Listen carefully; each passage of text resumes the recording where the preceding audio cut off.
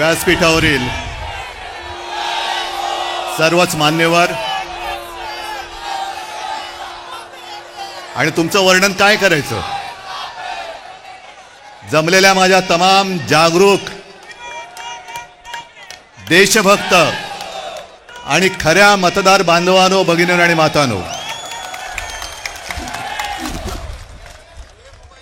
माझ्या आठवणीप्रमाणे संयुक्त महाराष्ट्राच्या नंतर महाराष्ट्रामध्ये सर्व राजकीय पक्षांची एकजूट पहिला प्रथम झाली असेल.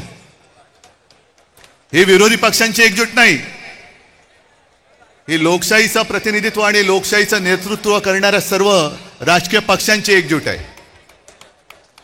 आणि मतचोरी करणाऱ्यांना सांगतो की आज नुसती ठिणगी बघताय, या ठिणगीचा वणवा कधी होऊ शकेल एवढं लक्षात ठेवा. तुमच्या बुडाला आग लावण्याची ताकद या ठिणगीमध्ये आहे.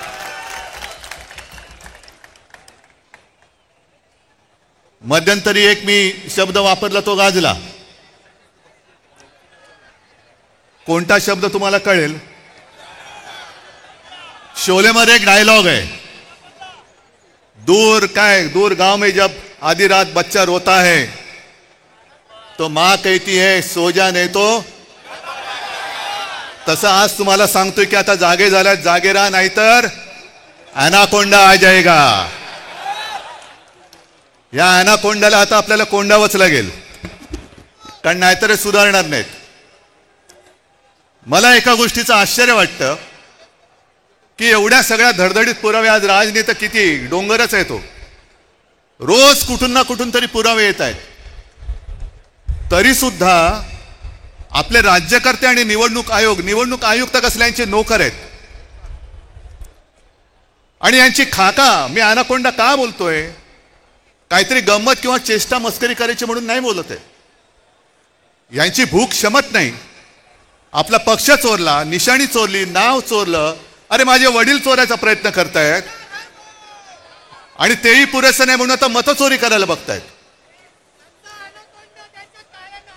बाकी सगळे इकडे एकत्र आलेले आहेत, पण सत्ताधारी याच्यामध्ये कोणी आलेलं नाहीये. मुख्यमंत्री मध्ये म्हणाले की लोकसभेच्या वेळेला राजकीय म्हणजे आमच्या विरोधी पक्ष म्हणजे आपण कोणत्या मतदारसंघात कसा लाभ घेतलेला आहे याचा पर्दाफाश मी करेन. मी मुख्यमंत्र्यांना तुमच्या सगळ्यांच्या साक्षीने आव्हान देतो आहे की तुम्ही आमचा पर्दाफाश कराच, करूनच टाका एकदा. काय ते दूध का दूध, पाणी का पाणी.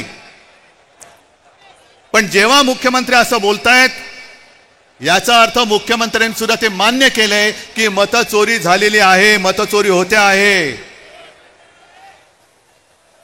आज मला अभिमान आहे एका गोष्टीचा. आपण दरवेळेला असं म्हणतो की महाराष्ट्र देशाला दिशा दाखवतोय.